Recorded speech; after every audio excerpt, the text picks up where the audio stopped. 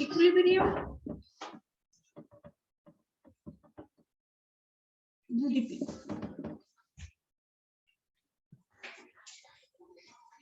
Equilibrium GDP या इसको हम कह सकते हैं इक्विलिब्रियम आउटपुट, इक्विलिब्रियम इनकम।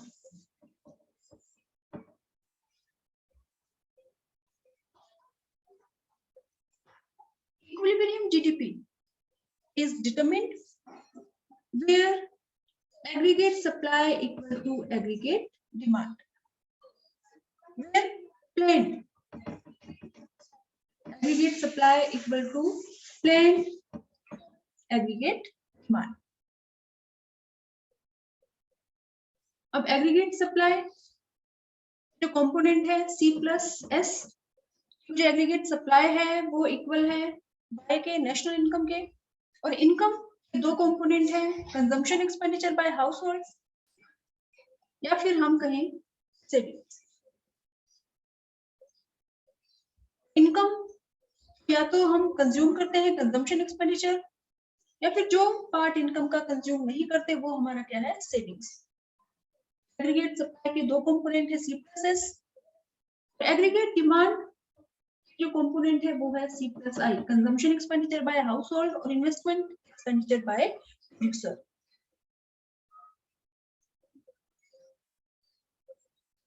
इसकी दो अप्रोच हम कह सकते हैं। First approach determine equilibrium GDP, वो हमारी है AS equal to AD। Second approach हमारी है AS के कंपोनेंट है C+S, एग्रीगेट डिमांड के कंपोनेंट है C+I।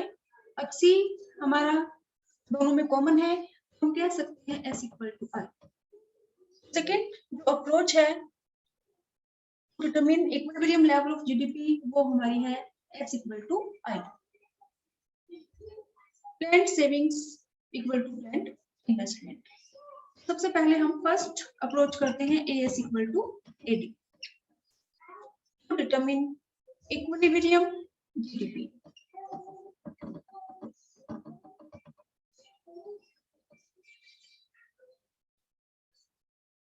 ये जो थ्योरी हम स्टडी कर रहे हैं ये कीन्स ने दी थी, और कीन्स ने जो भी इक्विलिब्रियम जीडीपी की जो थ्योरी दी है इसमें उसने अज्यूम किया है, उसकी अजम्पशंस है। फर्स्ट जो अजम्पशन है वो है short term.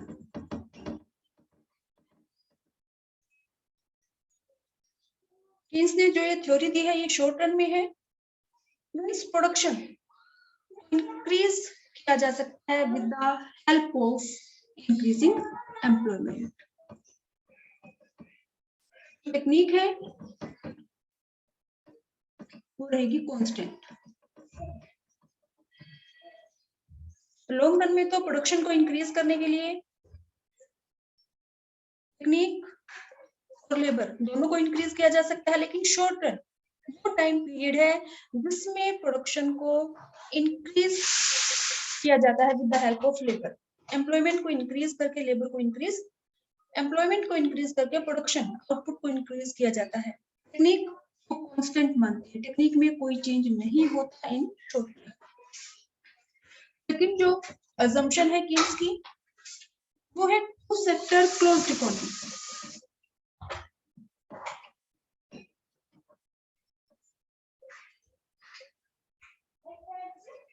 Sector closed economy जो इकोनॉमी है उसमें सिर्फ दो सेक्टर है, हाउस होल्ड, प्रोड्यूसर। तो हाउस होल्ड सेक्टर है वो जो भी एक्सपेंडिचर करता है कंजम्पशन एक्सपेंडिचर उसको हम डिनोट करते हैं C से, और जो प्रोड्यूसर सेक्टर है वो जो एक्सपेंडिचर करता है उसको हम डिनोट करते हैं I से। टू सेक्टर यानी कि सिर्फ दो सेक्टर है, हाउस होल्ड और प्रोड्यूसर, ना गवर्नमेंट सेक्टर है ना रेस्ट ऑफ द वर्ल्ड है। क्लोज्ड इकोनॉमी मींस बाहर की जो इकोनॉमीज है उनसे कोई लेना देना नहीं है, कोई एक्सपोर्ट इंपोर्ट नहीं है। जो थर्ड अजम्पशन है कीन्स की वो है AS is perfectly elastic.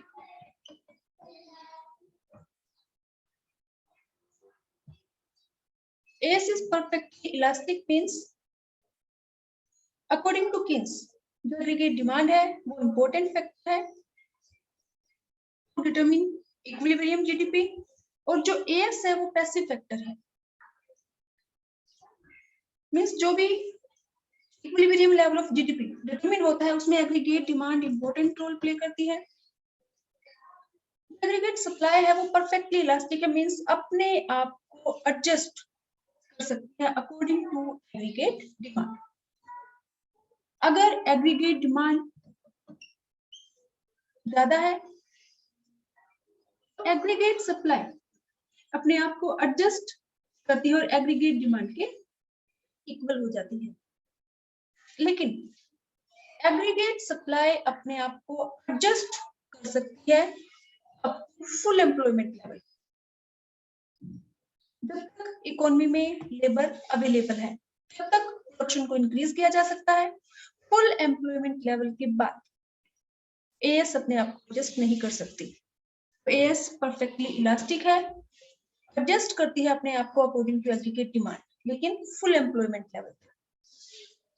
Full employment level के बाद क्योंकि इकोनॉमी में लेबर अवेलेबल नहीं है, एक्सेस कैपेसिटी नहीं है, एग्रीगेट सप्लाई को इंक्रीज नहीं किया जा सकता। और अगर एग्रीगेट डिमांड कम है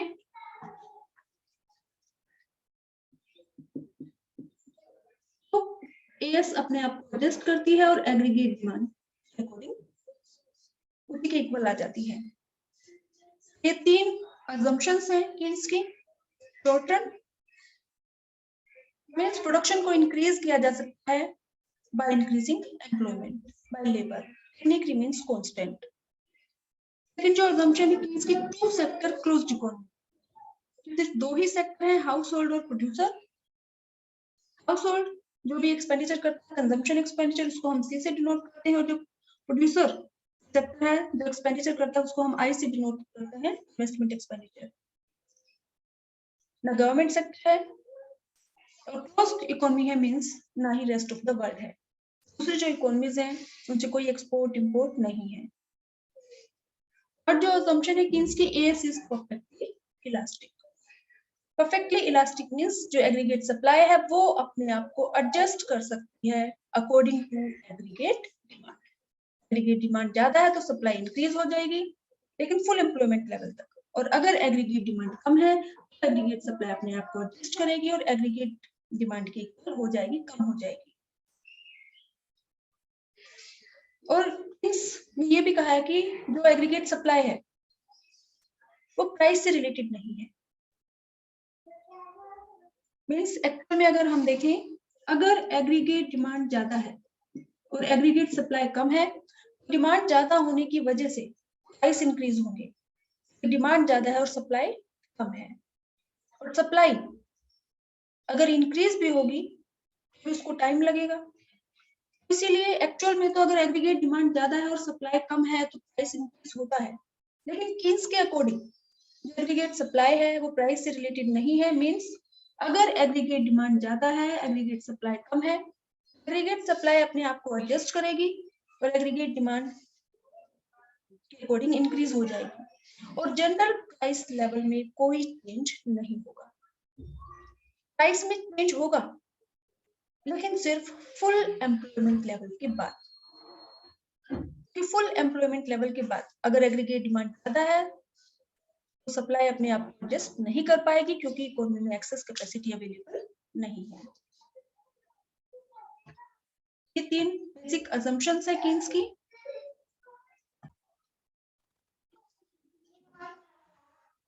हमारी जो फर्स्ट अप्रोच है AS equal to AD approach.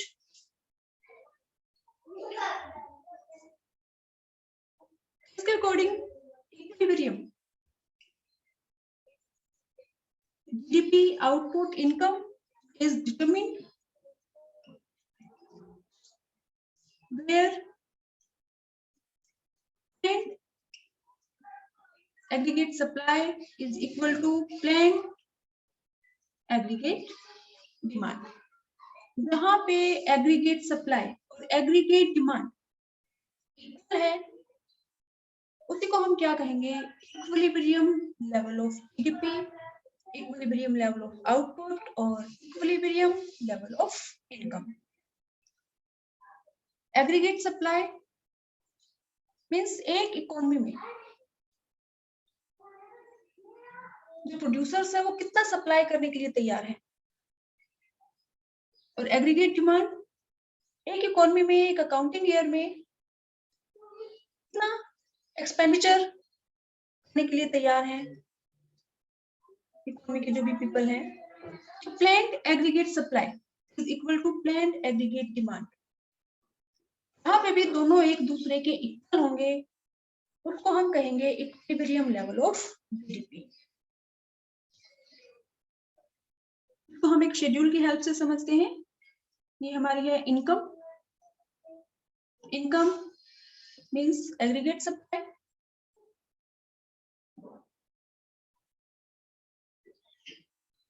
C I, और ये हमारा है एग्रीगेट डिमांड। इनकम 0, 20, 40, 60, 80, 100, 120।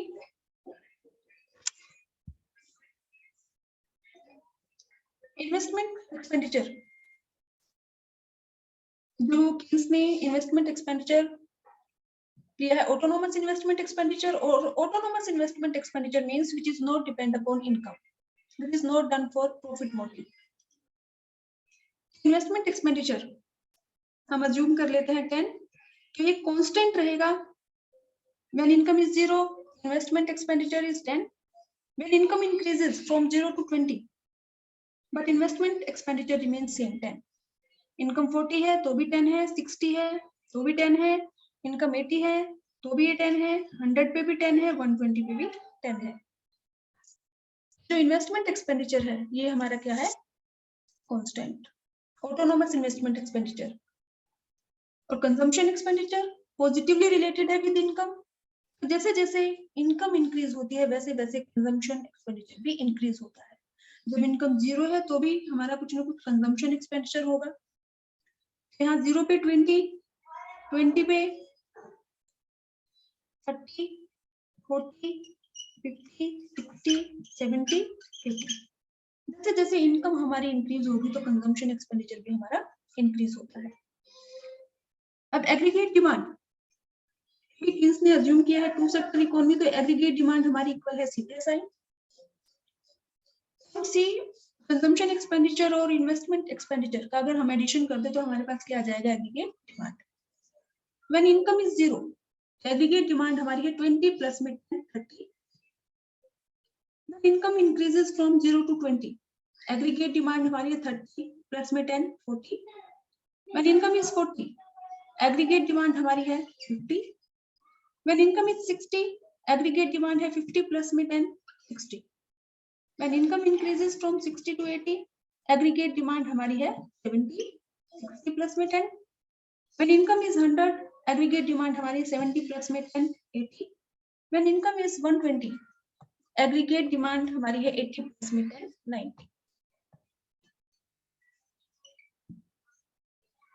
अब इक्विलिब्रियम लेवल ऑफ जीडीपी कहाँ है इस शेड्यूल में?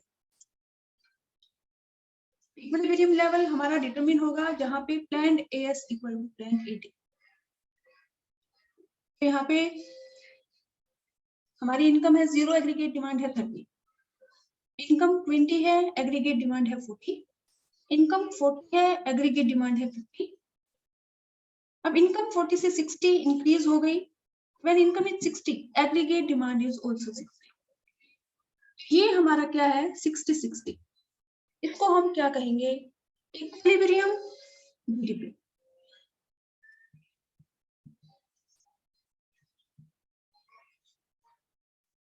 इक्विलिब्रियम जीडीपी जैसे कि हमने इसको डिफाइन किया, determined where planned AS is equal to planned AD. Schedule में जहां पे हमारी जो एग्रीगेट सप्लाई है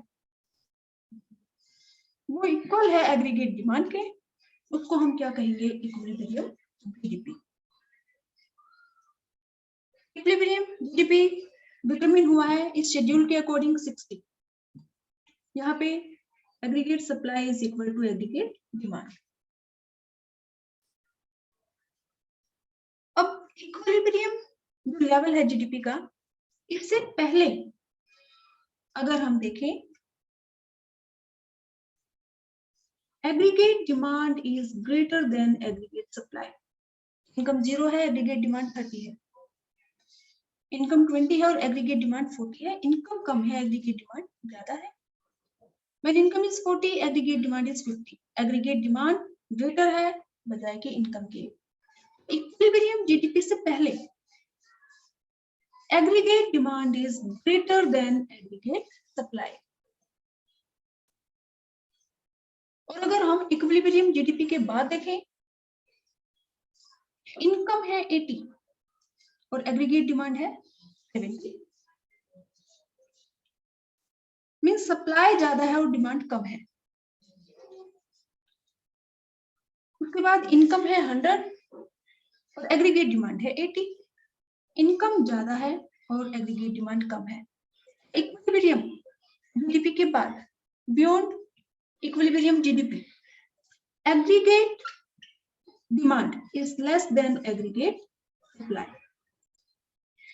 इक्विलिब्रियम जीडीपी वो सिचुएशन है जहां पे planned AS equal to planned AD, जहां पे जितनी डिमांड है प्रोड्यूसर्स उतना ही सप्लाई करने के लिए तैयार है। मींस ये ऐसी सिचुएशन है जिसमें प्रोड्यूसर के पास ना तो अनडिजायर्ड स्टॉक बचेगा और ना ही अनफुलफिल्ड डिमांड होगी, क्योंकि जितनी एग्रीगेट डिमांड है उतनी ही एग्रीगेट सप्लाई है। प्रोड्यूसर को लॉस नहीं बियर करना पड़ेगा, ना तो अनवांटेड डिजायर्ड स्टॉक का और ना ही अनफुलफिल्ड डिमांड का। लेकिन इक्विलिब्रियम जीडीपी से पहले अगर हम देखें, aggregate demand is greater than aggregate supply. Equilibrium GDP से पहले जो सिचुएशन है इसमें डिमांड ज्यादा है और सप्लाई कम है। It means producer will bear loss of unfulfilled demand, क्योंकि aggregate demand is greater than aggregate supply. For example अगर हम अज्यूम करें ये 150 है, ये 100 है, डिमांड ज्यादा है और सप्लाई कम है,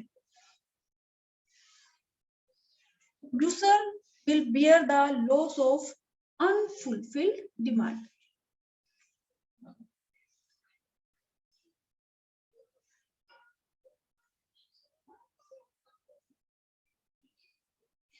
कि डिमांड ज्यादा है, प्रोड्यूसर के पास स्टॉक नहीं है, इसलिए वो कस्टमर्स की डिमांड को पूरा नहीं कर पा रहा और उसको लॉस बियर करना पड़ेगा।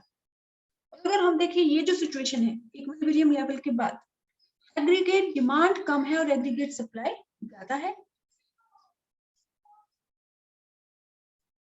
डिमांड कम है और सप्लाई ज्यादा है, it means producer will bear the loss of unwanted, undesired stock।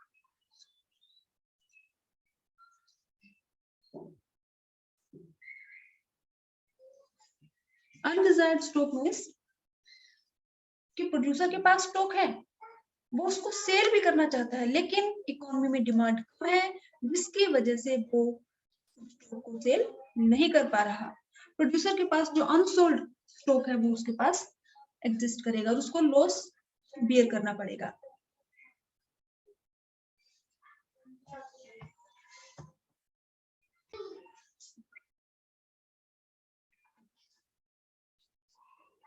अब हम डायग्रामेटिकली प्रेजेंट करेंगे इसको।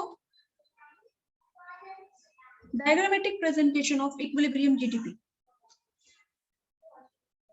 इसके लिए हम डायग्राम बना लेते हैं। ये हमारा है एक्स एक्सिस, ये हमारा है वाई एक्सिस।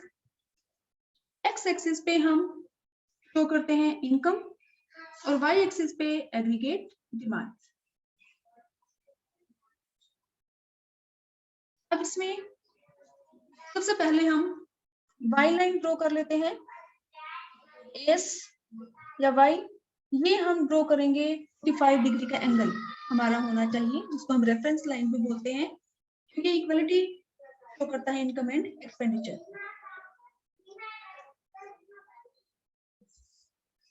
यहाँ पे हम इनकम मार्क कर लेते हैं, ये हमने लिया है, ये हमारा ओरिजिन पॉइंट है 0, 20, 40, 60, 80, 100, 120, 20, 40, 60, 80, 100, 120। ऐसे ही हम यहाँ y एक्सिस पे एग्रीगेट डिमांड को प्लॉट करेंगे, तो यहाँ पे एग्रीगेट डिमांड की वैल्यूज हमारी यहाँ पे 90 तक है। ये भी हम ले लेते हैं 20, 40, 60, 80, 100।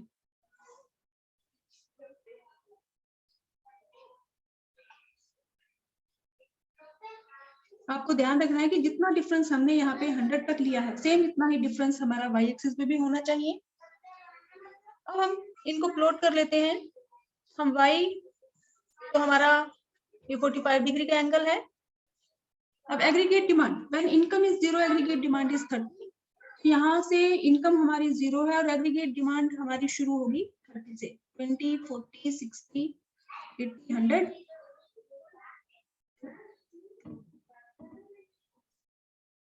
10, 20, 30, 40, 50,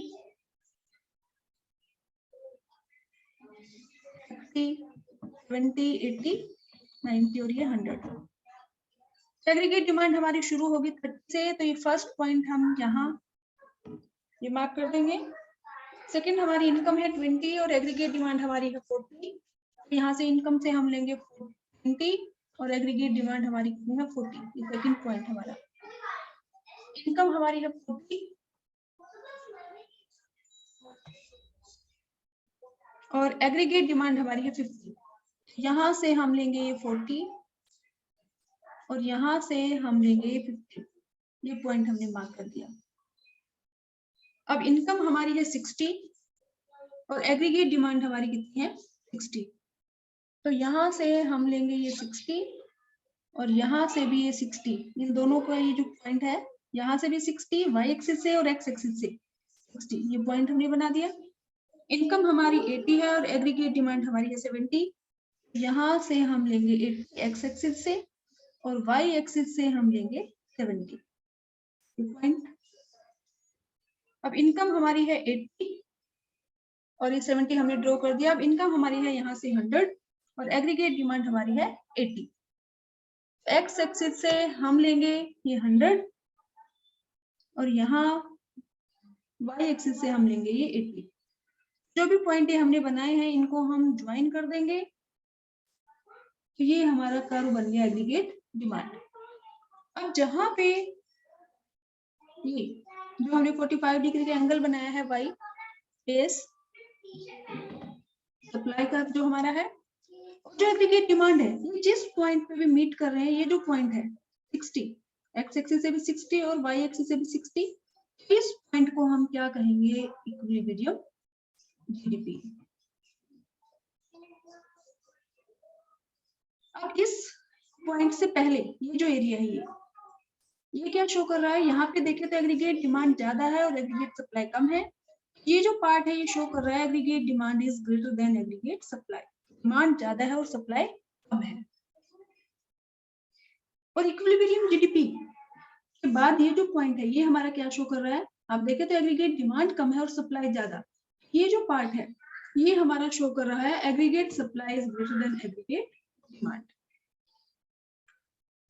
तो equilibrium GDP means where planned aggregate supply is equal to planned aggregate demand। इस सिचुएशन पे जो प्रोड्यूसर है उसको ना अनफुलफिल्ड डिमांड का लॉस बियर करना पड़ेगा और ना ही अनडिजायर्ड स्टॉक का। इस पॉइंट से पहले एग्रीगेट डिमांड ज्यादा है, मींस इस सिचुएशन में प्रोड्यूसर को लॉस बियर करना पड़ेगा अनफुलफिल्ड डिमांड का, क्योंकि सप्लाई कम है और डिमांड ज्यादा है। और ये जो सिचुएशन है इसमें एग्रीगेट सप्लाई ज्यादा है, एग्रीगेट डिमांड कम है। इट मींस प्रोड्यूसर को लॉस बियर करना पड़ेगा अनडिजायर्ड अनवांटेड स्टॉक का।